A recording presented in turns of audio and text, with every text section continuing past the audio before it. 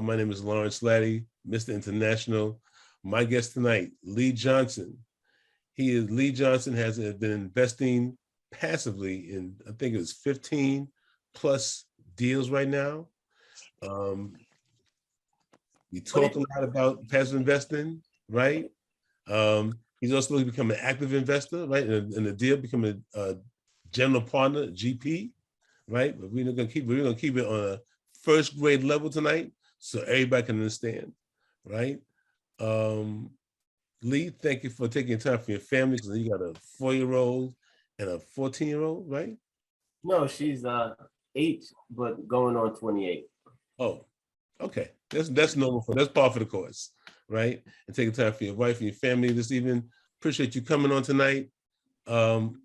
Lee, take it away. Thank you for having me, and thanks to everyone for joining us this evening. We're not going to have PowerPoint like death by power. So what we're going to do is we're going to go into presentation mode, but for the most part, what I'm going to try to do is have an interactive conversation with you all here this evening, right? Because the system that I'm going to share with you all is the system that I've implemented for myself.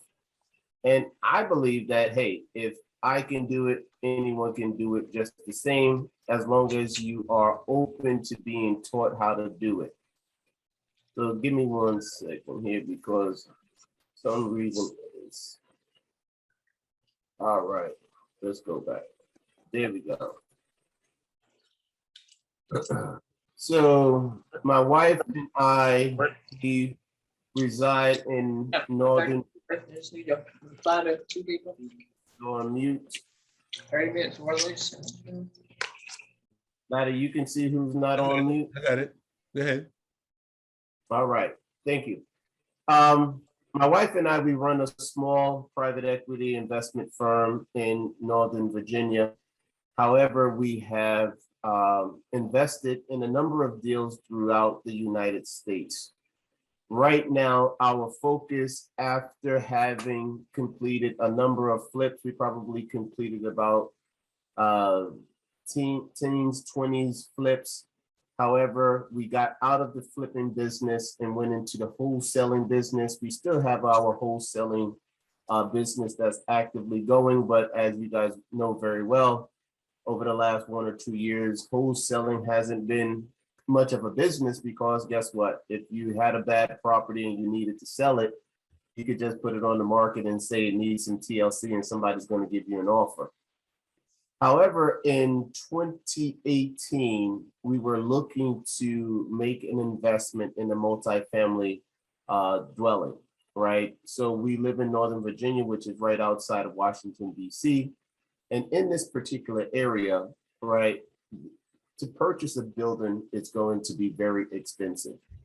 However, some time has gone past, and now we have 2 contracts out. We're investing final for one 50-unit portfolio in Alexandria, as well as another 53-unit in Virginia Beach. What I'm going to show you here is the system that I have implemented, and I think that this is a teachable solution, a teachable system, that if you follow the same strategies that I followed, you can probably be where I am in a couple of years, similar. So who am I? I'm Lee Johnson. I'm the co-founder and vice president of Value Investment Partners, where all of our partners are VIPs. I'm responsible for implementing the strategies that we use to grow and help partners. I call all of my people who are in my tribe partners, right? And what we're doing here is to grow their wealth, right? Using various alternative investment strategies. We're going to introduce you guys to something called private banking. We're going to introduce you to something called Peer Street. We're going to introduce you into different ways that you can translate your 401k into a self-directed IRA. We're going to do all of that. But, I'm going to give you a lot of information. And if you want to stop in the middle, I'm happy to stop and we can do a deep dive into that particular area. I bought my first property in 2000, which was a single family, well, a townhouse that I purchased. And in 2005, because that property I purchased for $139,000 in 2005, when I sold it, I sold it for close to 400,000. And I started using the funds to invest, right? I did investments in Delaware, crashed and burned in 2018. But by 2009, 2010, I was back on my feet. I had some lessons learned, and you're going to see where I am today. So today we are invested at this point in time in 21 different syndications. Last month, we exited 3 different syndications, which gave us an equity multiple probably as low as 1.73 and as high as 1.98. And the 3 investments that we were in. Right now, the portfolio is about 2,800 units. I will be honest with you and say most of that is as an LP investor, right? But over the last year and a half, I've invested in 3 deals where I got access to the GP. And the GP is a general partner, right? And there's many different ways that you can get there. So I'm an active and a passive investor. And the approach that I bring to the table is that being an investor first, I'm always looking for opportunities that protect the investor versus protecting the sponsor, a syndicator, et cetera. If they perform their jobs very well, they will actually make out very well on the back end. So that's what we're going to go over. Let me get started into this. The question that I have, and if anyone wants to come off of it, is why do you invest? Because out there you hear a lot of different stories as to why different people invest. Is anyone comfortable sharing, well, why is it that they are investing in real estate?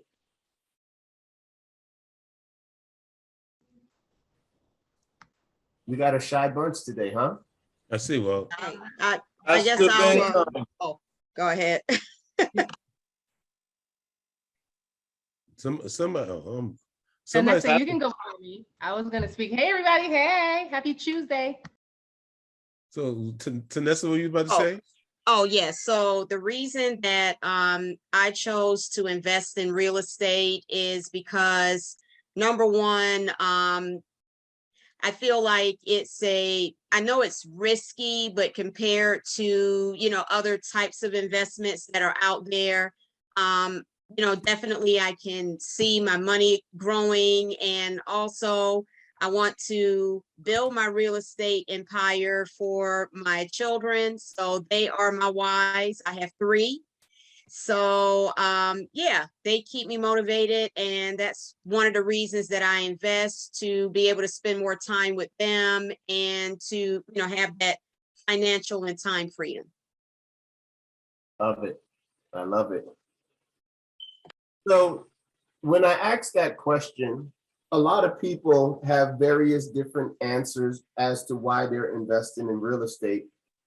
But if I was to categorize many of the different reasons why people invest in real estate, it's because they're looking for one or multiple of the 5 freedoms, right? And the 5 freedoms, in case you don't know them, is time freedom, location freedom. Location freedom says that I can be wherever I want to be in this world because I don't have to worry about income.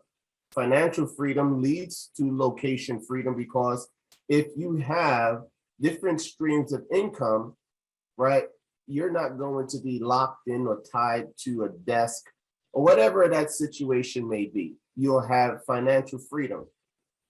The one that people don't talk about quite often is vitality freedom. And vitality freedom is when you're looking at your body in your vessel and you're saying that I'm doing all of the things that are necessary such that when I do achieve these freedoms, I can enjoy them. I'm not in the bed, I'm not ill, etc. But I'm taking care of my body, I'm exercising, right? I'm eating the right food so that as I achieve my freedoms, right, I'm healthy enough to enjoy them. But I believe that everything starts and stops with your mindset. As a matter of fact, you can see it up here. Mindset is everything. And to me, mindset breaks down into two different categories. You either have a fixed mindset that says what's come to me and due to me is all that I can, right? But if you have a growth mindset, your mindset says that anything that I perceive or can conceive to believe, right, is something that I can achieve. You guys probably know that from that book by Napoleon, right? But there is a drastic difference between being rich and having wealth, right? And you can make $100,000 a year. You can make $200,000 a year. You can make $500,000 a year. But if you spend it all, guess what? You're no better off than the person who makes minimum wage doing whatever it is that they do. Because at a blink of an eye, your world can be disrupted and you're in that hole. When you talk about wealth, right, there are different ways that you are using your monies in order to be able to grow wealth. And what I like to talk about is growing generational wealth. And growing generational wealth is wealth that lasts several different generations. So in order for wealth to last several different generations, it has to be taught and educated to the first generation, the second generation. Otherwise, you'll have a trust fund baby that basically goes out, spends the money on nefarious things, and that money will be gone within 1 or 2 generations. But if you're talking about building generational wealth, you're talking about the Carnegies of the world. You're talking about the Gates of the world. You're talking about the Bezos of the world. They have generational wealth that will last them many, many generations to come. Many people don't know this, but our banking system in the United States basically is a fractional reserves type of system, right? So for every $1 that you put in the bank are able to make loans that are 7 times that. And if you guys remember in 2008, when we had the financial collapse, right? Lehman Brothers were leveraged at 40 times what they had with the different Federal Reserve, right? So what I'm going to show you here tonight is your money always has to be working. And there are 3 different ways I'm going to show you how to do that tonight. I hope you find it valuable. And if we aren't able to answer your question this evening, right, then we'll park some time. You have different ways that you can contact me and we can go over it, right? So how do you make your money work for you, right? Which investment vehicles are you going to use? Let's start out with the first one, right?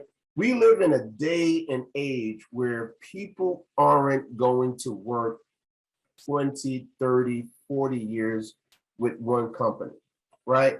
The minimum usually to go into a multifamily syndication, any syndication, the buy-in is typically going to be about $25,000, but the average that I see is about $50,000. And the question that I often run into, or at least I used to run into, was I don't have $50,000, right? So what I did is I came up with a system using a plan that I've implemented for myself. Is, have you ever heard of a self-directed IRA? And another term for the self-directed IRA is a EQRP, Enhanced Qualified Retirement Plan. A lot of people aren't aware, but they can take the stranded 401ks. You can't do anything with the 401ks that are there with your current employer, right? So if you have a 401k where your current employer is matching, right, that's going to be locked off from you. But every 401k that you participated in before that, and before that, and before that, you can actually move those monies. Like you can move it into the 401k that's with your current employer. I would say that you don't want to do that because you're going to be limited and the number of options that you have. And I would direct you over to something called the self-directed IRA. It's even called an SDIRA for short, right? But what this does is it allows you to become the administrator of the direction for your retirement investment. A lot of people don't know that. So there are a number of companies that are out there. I'll show you a slide that has 4 or 5 different entities who you can reach out to, and they will help you to set up your self-directed IRA. Now, when you do have a self-directed IRA, you can invest in real estate, you can invest in commodities, you can invest in gold and silver, you can do hard money loans, or you can do tax liens, right? And certain states have tax liens where other states do not have tax liens. But what I wanted to share with you here is the fact that you have options, because it's always the case that we want to explore our options and go in a different direction that best suits us, right? So there is just one strict rule when it comes to self-directed IRAs, right? Follow proper setup processes and find out the tax implications, right? Because if you are investing using pre-tax money, you have an advantage against someone who's using tax money, right? So there's something called UBIT and UDFI, where because you've used pre-tax money, there is a tax obligation that will hit you, right, when you're investing this way. But if you were to do a dollar for dollar scenario, I believe that you can actually get a higher compound return on your money by going with a self-directed IRA, right, versus using a standard 401k and having to invest in mutual funds, right? So, go ahead. Laddie, do we have anything out there? All right, I'll keep moving. When it comes to a self-directed IRA, there are prohibited transactions. You can't invest in arts, right? You want to try to avoid general partnerships and S corporations, but you can invest into LLCs, right? You want to avoid private companies that employ you or your spouse and purchases things like antiques or taxes and things of that sort. You want to avoid those things. And I say, because if they pierce into your self-directed IRA, there are taxes and penalties that are there. So I say you stay away from those third rails, stay in the middle lane, play this game well, and you'll be able to grow your retirement very efficiently. But this is one of the options that people can actually use in order to invest in a syndication. And there are all kinds of syndications. There's syndications from new developments to value add syndications. There are syndications in purchasing car washes I've seen, right? Self-storage is a big play that's out there right now. And I'm seeing many people invest in the different syndications around self-storage. But this is one option that is there and available to you. If you have any questions at the end of the presentation, you'll have my contact details and I can dig into this just a little bit more with you. But one of the things that I wanted to share with you, and I am not compensated in any way from making a recommendation to these companies, which I'm not going to do here tonight, but there is several names, because as you do self-directed IRA, you're probably going to find about 1 million different results that come back to you. But some of the names that have been proven in the industry are Entrust Group, Equity Trust Group, My Solo 401k, Broad Financial, and UDirect Services. Personally, I am with Broad Financial, and I opened up my self-directed IRA with them in 2016. So when it comes to the self-directed IRA, I have two questions one question that I ask any person when they come to me as to how should they set up their self-directed IRA.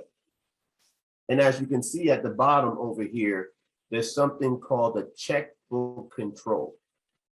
When you have checkbook control over the IRA, you basically have access to the bank account to move monies in, to move monies out under your own volition. You don't have to ask anybody for this, that, or the other. You are the administrator for the investments that you move into. So the question that I ask is, do you trust yourself that you will not tap into these monies if there is some type of hardship that comes up? If you trust yourself that you won't tap into this money, I would say go with this checkbook control IRA all day, every day. However, if you don't trust yourself so much and you might be willing to put your hand into the cookie jar, I would say go with custodian control, whereby if you want to move into an investment or move out of an investment, you will have to fill out paperwork and get the custodian to basically look at the investment and make a decision for you as to whether or not if this investment will match the rules around what you can and cannot invest in, right? I personally like checkbook control. If I want to invest in any investment, I can do so tomorrow by writing a check, wiring money, etc. Right? So these are a couple of providers that are out there. Broad Financial is the one that I use, but if you search, you're going to find many companies that are out there. You have to do your own due diligence to make sure that you're investing with the correct one. However, once you have all of that set up, the model that I have personally employed is you take an IRA or 401k is the model that we're going to talk about here today, and you move that into a new self-directed IRA, right? What is going to be created is something called an IRA LLC, right? So you still have to have a custodian, which is going to be one of the companies that we mentioned before. There will be an IRA LLC, right? That will have an operating agreement which defines you as the sole owner, right? Once that IRA is set up, you will receive an EIN number. And at that point in time, you can go to any bank. You can go to a Bank of America. You can go to a local bank that is near you, and you will establish a business checking account, right? And once once you have opened up the IRA LLC, the bank account, your custodian will then either wire the money, mail you a check so that you can make a deposit into that IRA LLC, right? Then once the monies are there, right, you can move into real estate. You can purchase a single family resident outright, right? Because when it comes to an IRA LLC, you typically don't want to use any debt, especially that has recourse, because then you have to sign off on the loan, which you can't do because guess what? You do not own the IRA LLC, right? The IRA owns it, okay? But you could also move into private loans. So if you want to be a hard money lender, right, you can make a hard money loan against an asset.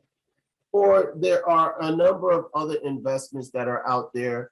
I have cryptocurrency. I bought about 5,000 shares, $5,000 worth of crypto last July. I don't know where it is. It was one of those investments where I said, I'm just going to put some money into it and check on it in 10 years just to see where it is. I don't know where it is today, right? But I know crypto has basically gotten beat up of late. Was there a question out there? I had a question, but you answered it. I answered You just answered it. Yeah, about the new IRA LLC. My question was, is that something that we would normally do if we were getting our own LLC? But you answered it when you talked about that you don't own the LLC. Yeah. So when you, and thank you for Delcy for sharing that question. I'm sure others may have had it. When you work with, like if you work with Broad Financial, they have the attorneys, et cetera, there that will create the LLC. They will establish the articles of incorporation, and they will also create the operating agreement, right? Now, they aren't restricted to a state. So for instance, my LLC is in Wyoming, right? Wyoming has a super level of transparency so that it's very difficult to find out who is the actual owner of the LLC. And since this is a single member LLC, it's treated from a tax perspective as a sole proprietorship. If someone wanted to find out if I was the owner, if I had created it in Virginia, they would be able to do so very easily. So we went with Wyoming, but other states that have applicable laws similar would be Nevada, right? Utah, as well as Delaware, but a lot of people aren't using Delaware as much anymore, right? But you get to set it up with the company who's going to establish it for you, right? And at that point, once everything is set up, all you have to do is establish the bank account, get the money's wired over, and right after that, once the money is clear and available, you can start investing in other assets. All right. Okay, so where do you invest, right?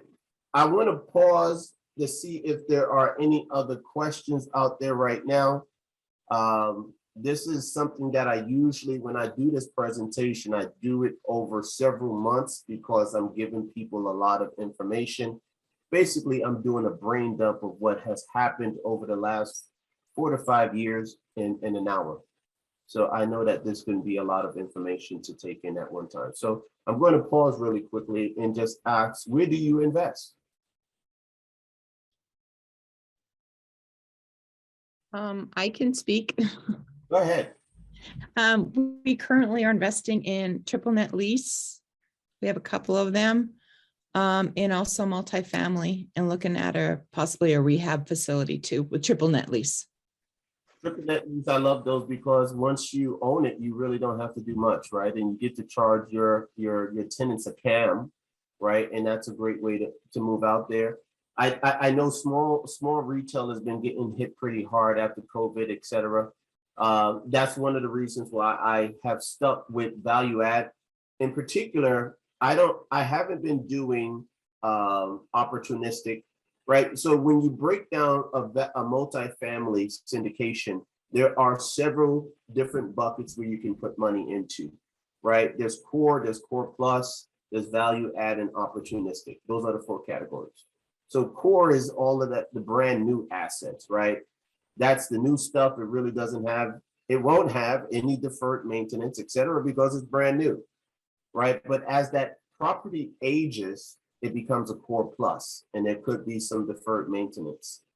When you look at value add, that's a property that's aged, and because it has aged, there's definitely going to be some deferred maintenance, but that's the opportunity for the investor, right? So if I look at the market rents and I compare that to the effective rents on an asset, if I see that there's an opportunity for me to do a renovation on the asset, I can increase the rents. And this is primarily the reason why I don't invest in single family anymore, and I only invest in multifamily, is because with single family, I'm tied to the market for how much I can charge to sell that property, right? Example, if I do a renovation in X neighborhood, right? When I go to sell that property, I'm going to have to look at the comps for that particular area. And even though I probably can list mine a little bit higher because it's been fully renovated, there's going to be a ceiling as to how much I can sell that property for. However, when it comes to commercial, and this could be in flex warehouse, this can be in almost anything, as long as I can increase the net operating income, I immediately, let me say that again, I immediately increase the value of the asset. So I have multiple different opportunities to increase the net operating income when it comes to commercial, because either I can raise the rents, or I can reduce the expenses, or I can do both. But once I do that, I can then, multiply that by the cap rate, right? And all of a sudden I've increased the value. And literally, I'm seeing people who are trying to sell an asset that they purchased last year for $3 and $4 million more than what they purchased it. And they did very little from a deferred maintenance perspective. But that's what you get in commercial versus what you can get in single family and residential at the same time. So thank you for sharing how you invest, right? But one of the ways that I want to show you is an opportunity where you can invest. And this is one of the strategies that I have for always keeping the money at work. There's a crowdfunding site called Pure Street, PeerStreet.com, PureStreet.com. So what happens is Pure Street allows for me, you remember we talked about you can do a hard money loan. What happens typically when you want to do a hard money loan is that you don't get first trust position, right? So you will be in a second or third trust position. If there was a foreclosure on the first trust position, right, all of the other trust positions that are higher than that can get wiped out, right? So you always, in a hard money situation, want to be in first trust, right? And depending on the area where you are, you may or you may not be able to get into first trust position. However, what I have found is this platform called Pure Street, where I'm able to get into loans, and the loans are at 6, 7, 8, 9. The highest loan that I ever had on the platform was 12%, right? So what I'm able to do is I'm able to get into the platform, and I'll show you the system that I have, right? I'm able to get onto the platform and put that money to work. So what happens with a syndication is I put $50,000 in. If it has an 8% preferred return, I'm going to receive $333 a month. All right, $50,000 in, right? Every month, I'm going to receive $333.33, right? And at the end, I'll get back that $50,000. I will typically get back at least another $25,000 or $30,000, plus all of the cash flow that I have received on a monthly basis. So that's how we calculate the equity multiple, right? But what happens, what am I going to do with that money that I received, that $333 that I received on a monthly basis? Remember, my thesis is always have the money working, right? So how can you have the money working, right? There's a developer who takes on a real estate project. They need to have financing, right? So they go to an online platform because they don't really want to go to a bank to get the equity that is going to be needed, right?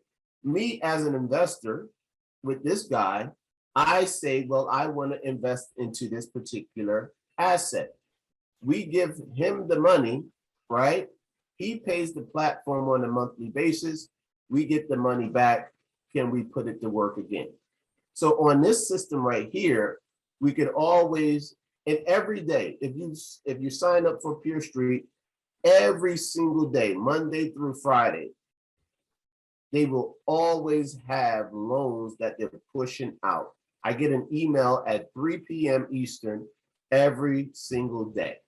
All right. So that's how it works, right?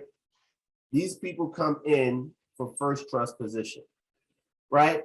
But there's different ways that you can do crowdfunding, right? Pure Street is going to be strictly debt. So by debt is they're going to give you a certain interest rate. They're going to pay an APR against that interest, that equity that you put in, that debt, that you put in, right? And you're going to get a return. However, if you were to use other platforms such as CrowdStreet or Realty Mogul etc., they have opportunities for you to get into a preferred equity position or a common equity position, right? There are many different platforms that give you the opportunity to invest in all of these different assets. And one of the first ways that I first started doing this is with realty shares. I invested, $15,000, $20,000 into realty shares. And I only did that because I wanted to get a feel for how all of this worked. And I didn't know any operators, right? So I used that platform so that I can get the PPMs, which is the private placement memorandum, so that I could review those and understand what it was all about. So that is where we're going to go first, right? So here is an example of my account. This is now probably about 2 years old, right? And I blanked out all of the stuff so that you don't think I'm wealthy and try to come and kidnap me. All right, so here on Pure Street, which you see up here, right? You make an investment into the different assets that are there, right? So this was about 1.5 years ago, right? Right now, and I can tell you that I have earned on this platform north of $76,000, right? So at that point in time, my annual return was 7.7%. I think many people will take a 7.7% return, right? And my cumulative return, because I have been investing on this platform since 2018, 2017, 2018, was 28.6%. Now that's my returns through all of time. Right now, this is north of 50+%, right? Because it's been growing since that time. But the term that you're going to want to understand if you're investing on this platform is something called pari passu. Pari passu, I believe it sounds like it's French, but what it says is everyone is equal, right? In having access to the first trust position. What I like about Pure Street is that if they have to foreclose on this asset, they will do all of it for you. They have the attorneys, they understand the laws, etc. So the difference between me making a hard money loan directly is the fact that I can make a loan for $2,500, right? But if I had to foreclose on that, I would have to lawyer up, pay $500 an hour in order to get my money back, right? On this platform, I can leverage what Pure Street has in place, right? And I have minimal risk in what I've done, right?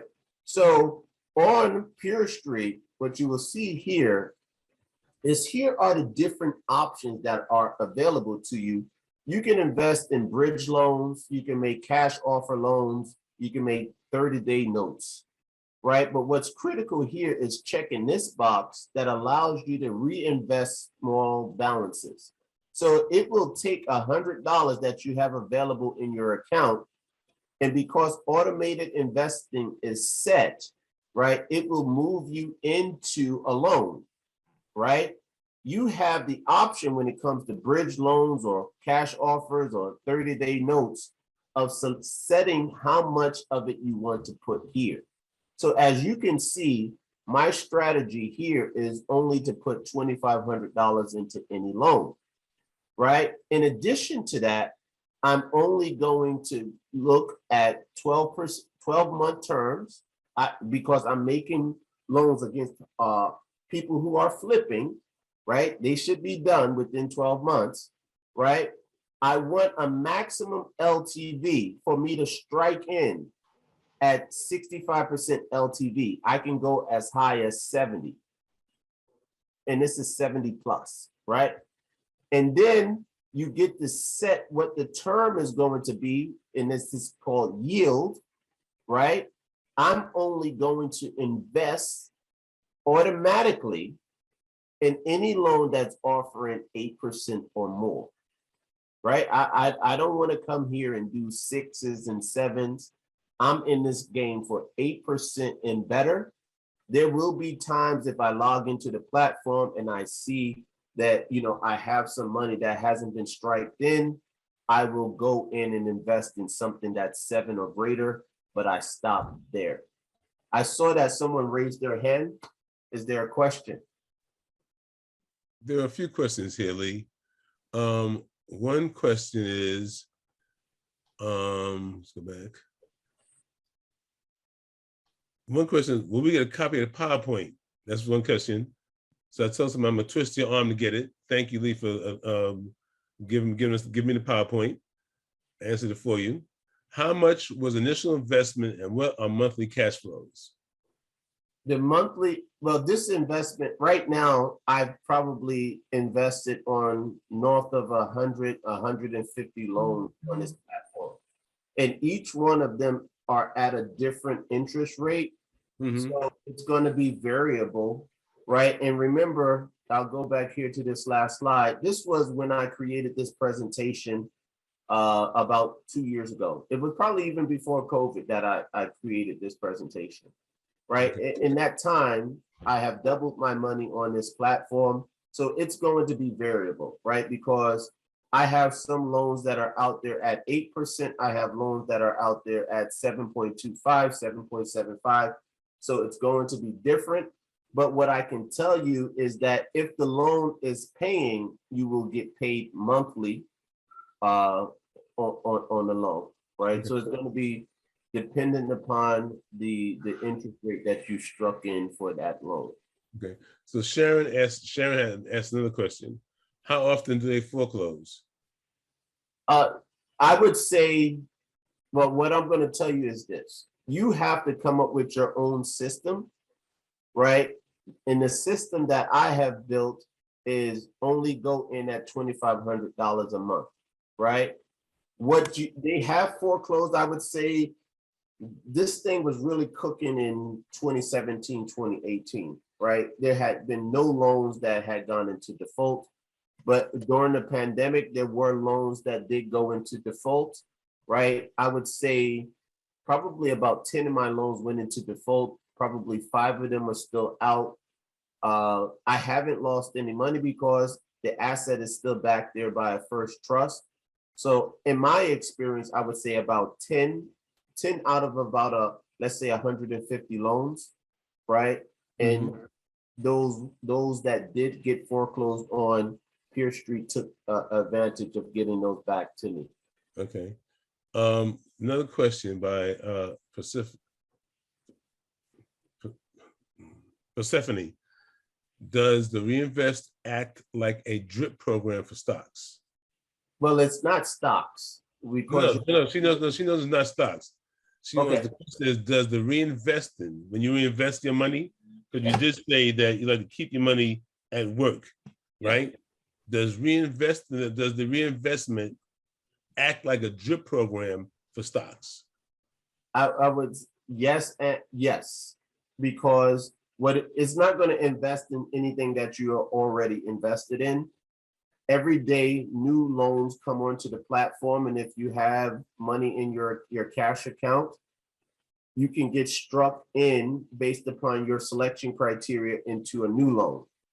And then that money is going to be working over there at the same time for you. So I hope that does answer the question. She said, thank you. All right. Any more? No more. All right. Hold on. Yeah, I have one. I see the properties are primarily in Europe. Europe? No, these properties are in the United States that I'm invested in. Okay, because I looked at the property. Uh-oh, we lost you. No, I said I looked at the properties and I'm seeing Canterbury. My experience is that they have all been in the United States, but you can select with your criteria what you want to go into.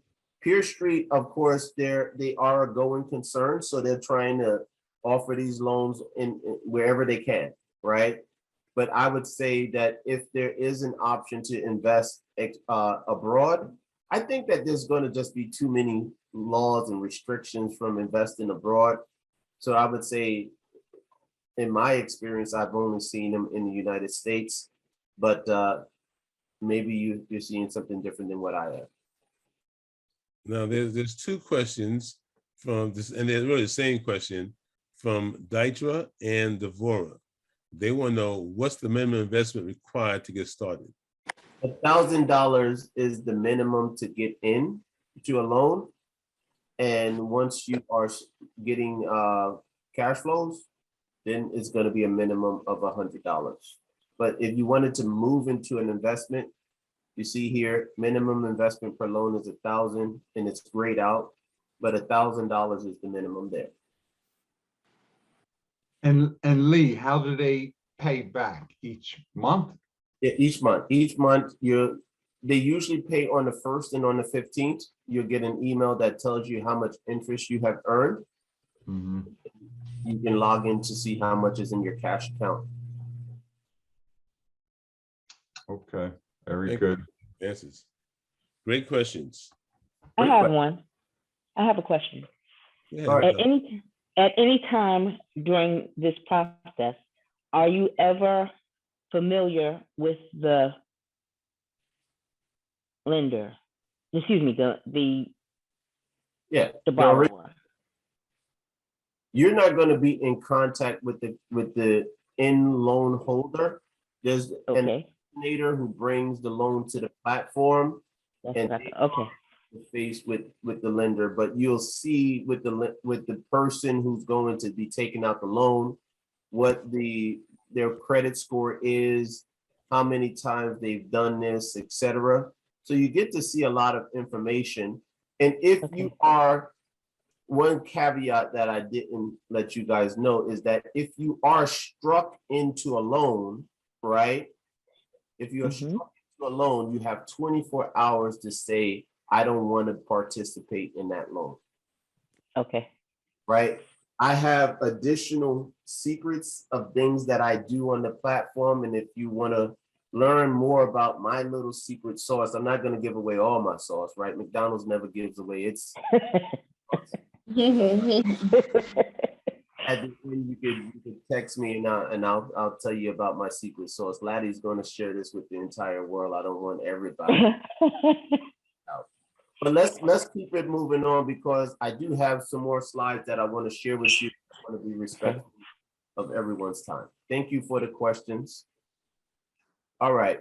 So the second option, because this is going to, the Pure Street is going to give you like, a couple $100 a month, right?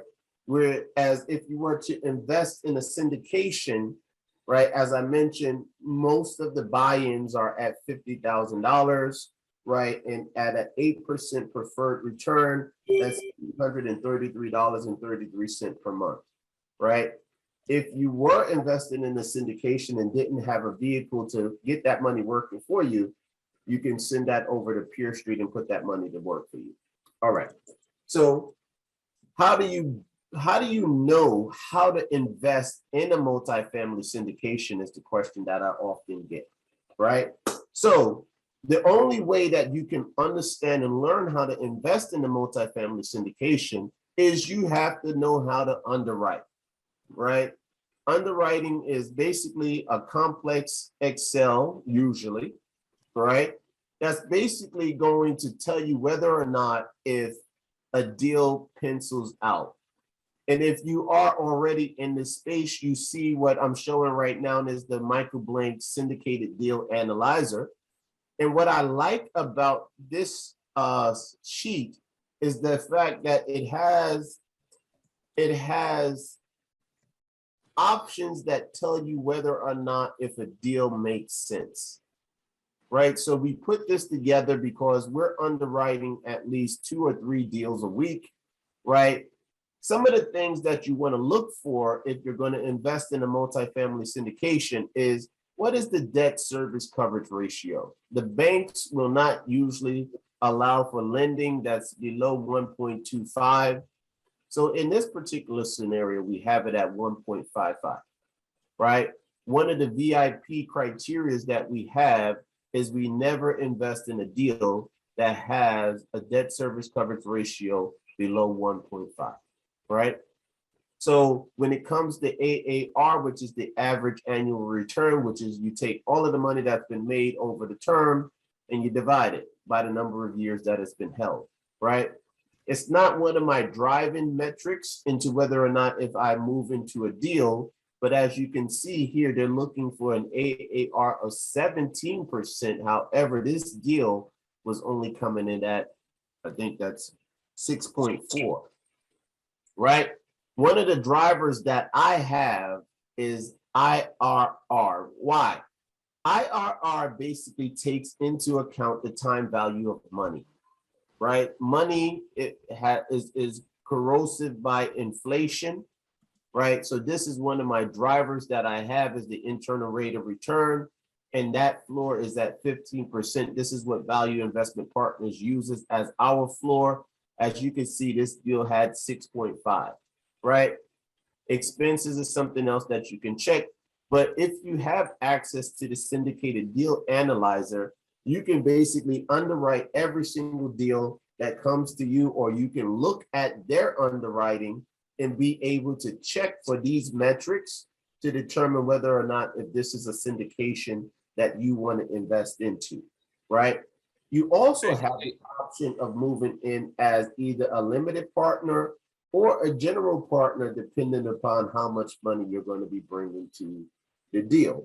So there are options that you have, but I say you have to be in on underwriting so that you can understand whether or not if what they put into the operating, no, the OM, the offering memorandum, is what they say it is. So when it comes to commercial, it's very difficult for you to sue anyone because guess what? This is for sophisticated and accredited investors, right?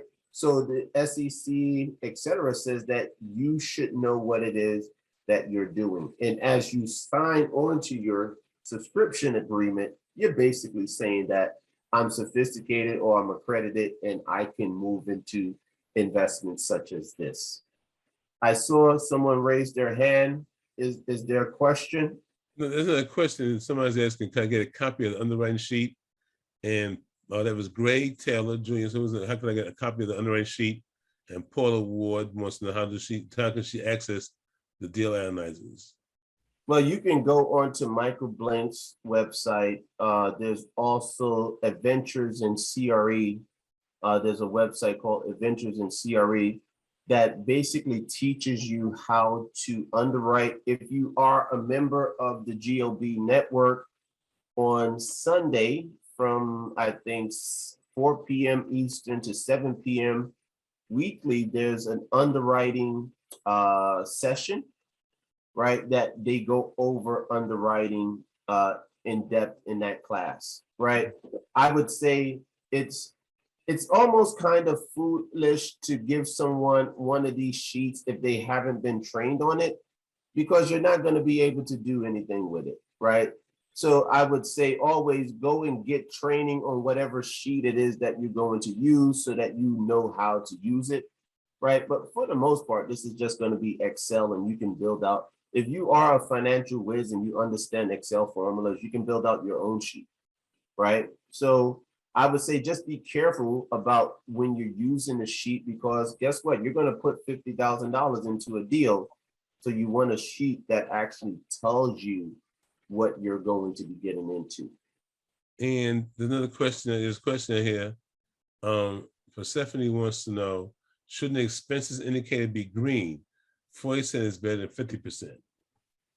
This is 50% of your net operating income, right? So typically on a value add or any commercial apartment buildings, your expenses are going to be about 50% of your net operating income, right? So this one is saying that because it's at 40%, it's putting a red flag. If it was 45, it would be yellow. And if it was greater than 50, it would be green, right? But that's something that you want to look at. It's not the lever. As a matter of fact, if I see a property that has too high of expenses, that's actually an opportunity for me, because I think with proper property management and a strong asset manager, we'll be able to go in there and get those expenses reduced. So that's, if I see it like this would tell me that there's probably an opportunity, but because it's at 40%, there's probably something that's going to be missing from their expenses, hence the reason why. But all that this is, it's like, you know, red, yellow, green. Go on green, stop on red, slow down on yellow. Look at this just a little bit more so that you can understand what it is. And I was going to tell Greg Taylor that he should talk to you. He said, could you explain IRR a bit more in detail? IRR, if you just search for, just Google internal rate of return real estate, because there's internal rate of returns for different investments, right? But just do an internal rate of return for real estate, and in Investopedia or something like that will come back to you to tell you what it is. It's too complex of a topic to discuss here. But if you after you do the Google and you run into any issues with it, you can give me a call and we'll walk you through what internal rate of return is and why I rely on it so heavily in any investment that I move into. All right, let's keep moving. We're at 15. All right, so here, this is the Michael Blake syndicated deal analyzer. You have your marketing package, you have your version, right? What you do or don't believe that's here. You have what is projected, right? And projection is when you start saying that you're going to increase the rents and reduce the expenses and all of these different things here, right? And then what are you going to offer, right? This is a very good sheet if you're going into small multifamily, which I believe is the audience here. The reason why we got away from this sheet is because we were starting to move into 100, 150 unit apartment complexes where the renovation schedules would be a lot different, right? But down here, it tells you all of the expenses. And what I like about the Michael Blank sheet is there's something called a 10-minute offer, right? If you can take the NOI and you know the cap rate, it'll tell you what the offer should be and whether or not if you want to spend any time on there. But that's just the continuation of a deal analysis.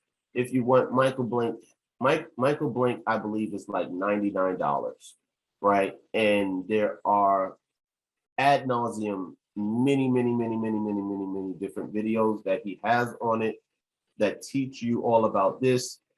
Mm-hmm. In addition, if you were to go into the Michael, I'm not advocating for Michael Blank by far, right? But if you go there, there's a Slack channel and you get to ask all of the questions that you have. But as I said, underwriting is the name of this game. If you can't underwrite, you really can't be in this business on the commercial side. All right, let's keep it moving. Okay, we've talked about Pier Street and how to keep money always working. All right, we talked about how you go into a syndication and then use the cash flows from the syndication to invest into Pier Street, right? Some of the time what I do is I'll leave money into something called the pocket on Pier Street where it's earning about 3% interest, right? And I build up my reserves to go back into another syndication, right? But I want to teach you another vehicle that we're bringing to our platform our platform, which is the value investment platform, on how to become your own bank, right? And what we have done, remember, everything that I'm telling you about tonight is something that I have already personally implemented myself, all right? So what we're going to do now is we're going to go into how to become your own bank, and we're going to show you how to do it, right? So I don't know how this happened, right? All I can tell you about is what I have experienced, but whole life insurance has gotten a bad rap, right? It has gotten a totally bad rap because I think people didn't understand how to use it. And you cannot go to just anyone to set up the policy correctly, right? So that you can use the cash value of the property to make an investment, right? So there's different rhymes and reasons and different levers that you have to pull in order to do this. But it takes about 3 years to fund an insurance policy, right? What I will tell you is that insurance policies are written for you to live to be about 100 to 120 years, right? That's how long the policies are written for. What I like about whole life insurance policies that are written through mutual insurance companies is that they pay off a dividend where you can use that dividend to buy more insurance and the policy continues to grow. Now, once the policy has been funded, which is going to be 5 years, 7 years, 10 years, 12 years, or even 20, you don't have to make any more payments onto the policy. It will continue to use the dividends to grow and buy paid up additions, and it will grow into perpetuity until it reaches that 100 or 120 year mark, or the person has died. The reason why I like life insurance policies is because when you cash out the death benefit, there is no tax consequence, right? You cannot be taxed on a death benefit. However, that policy has cash value where you can take a loan out against the cash value, right? And be charged a nominal interest rate. What I like about it is that when you pay yourself, when you pay the loan back, you're paying yourself plus interest, right? So you can utilize the cash value from these policies to make an investment into a syndication, or you can use it for whatever you want. If you understand what an arbitrage is, an arbitrage in very simple terms is if I can take a loan out from my cash value insurance policy at 5%, but I can make a loan for 8%, the arbitrage is the difference, 8 minus 5, which is 3, that comes to me. So now what I have basically shown you here is the fact that you can have money growing in 2 places at the exact same time. If this is of interest to you, I would recommend that you read a book called Becoming Your Own Bank by R. Nelson Nash, or you schedule a call with me because this is something that I'm really bullish about, and we could actually help you to create one of these policies for yourself. All right.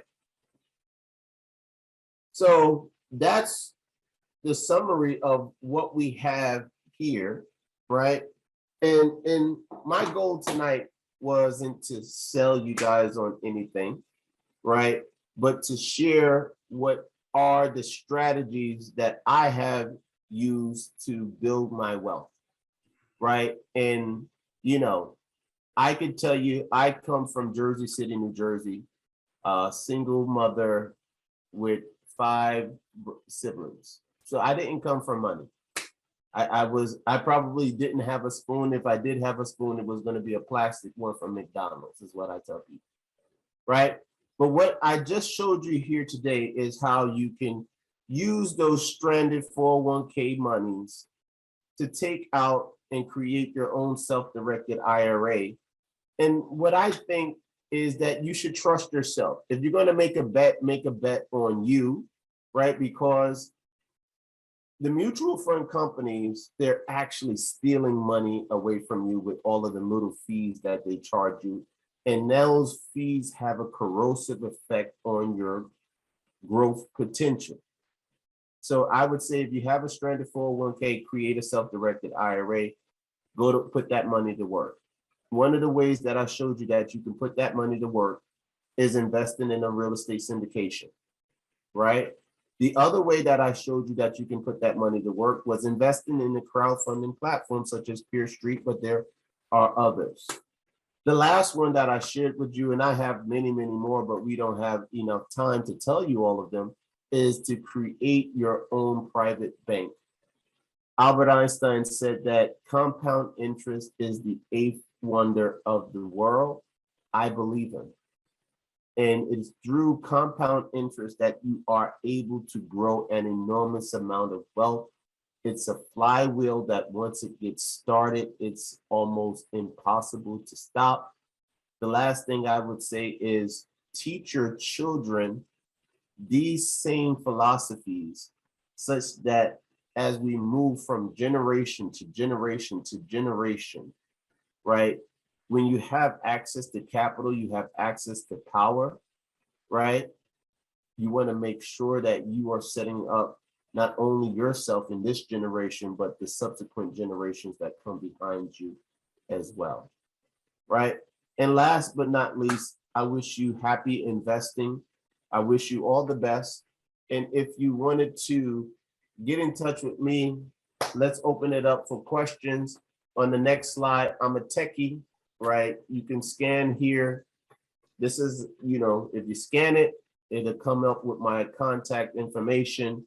This is access to my calendar, as well as you can text me, connect if you want, you can text banking to that number so that you can get information on the private bank, right? If you text Meetup to me, it'll add you to my CRM and set up a call.